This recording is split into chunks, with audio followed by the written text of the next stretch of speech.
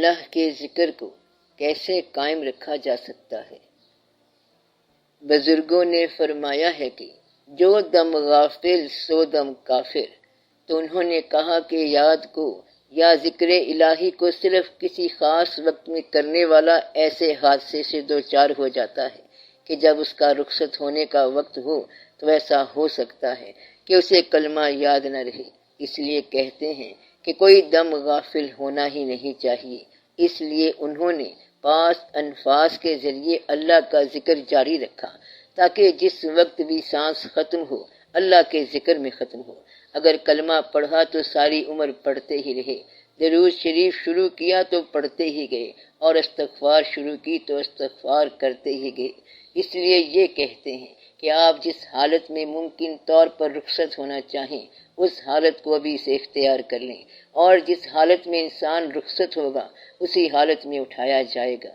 گویا کہ جس حالت میں آپ آخری وقت اٹھنا چاہتے ہیں اسی حالت میں مرنا پسند کریں، اور جس حالت میں مرنا چاہتے ہیں اس حالت میں زندگی گزارنا شروع کر دیں۔ پھر آپ کی موت حادثاتی موت نہیں ہوگی۔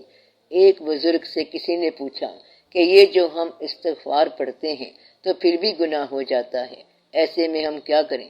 انہوں نے فرمایا کہ بات یہ ہے کہ اکثر استغفار اس لیے پڑھتے رہا کرو تاکہ تم حالت استغفار میں مرو اور کہیں حالت گناہ میں نہ مرنا۔ کہتے یہ ہیں کہ اکثر موتیں حادثاتی ہوتی ہیں، مگر جو غیر حادثاتی ہوتی ہیں وہ بھی دراصل حادثاتی ہوتی ہیں۔ یہ نہ سمجھنا کہ حادثے کا نام موت ہے یا اچانک گاڑی کے ٹکرانے کا نام موت ہے، مگر جو بیماری کی وجہ سے مر گئے لوگ اسے بھی اتفاقاً کہتے ہیں۔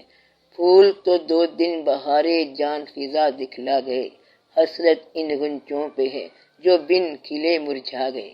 تو جو بھی آدمی مرتا ہے لوگ کہتے ہیں کہ اسے اچانک موت آ گئی، کل شام تک تو اچھا بھلا تھا، رخصت سے 2 گھنٹے پہلے بھی ٹھیک تھا۔ تو ہر موت جو ہے وہ چاہنے والوں کے لیے حادثاتی ہوتی ہے، اور دشمن یہ کہتا ہے کہ وہ بڑی دیر کے بعد مرا ہے، اسے تو کب کا مر جانا چاہیے تھا۔ اس لیے اکثر موتیں جو ہیں وہ حادثاتی لگتی ہیں۔ کبھی بھی کوئی یہ نہیں کہتا کہ اب اسے مر جانا چاہیے تھا، تو نہ یہ مرنے والا کہے گا اور نہ اس کے چاہنے والے کہیں گے۔ اس لیے آپ جس حالت میں رخصت ہونا چاہیں تو وہ حالت ابھی سے اختیار کر لیں۔ ایسے لوگ اپنا کام کرتے رہتے ہیں لیکن زبان سے ذکر بھی جاری رہتا ہے، تو آپ اپنے باقی کام بھی کرتے رہیں، اور جب رخصت کا وقت آنے لگے تو اس حالت میں ہونا۔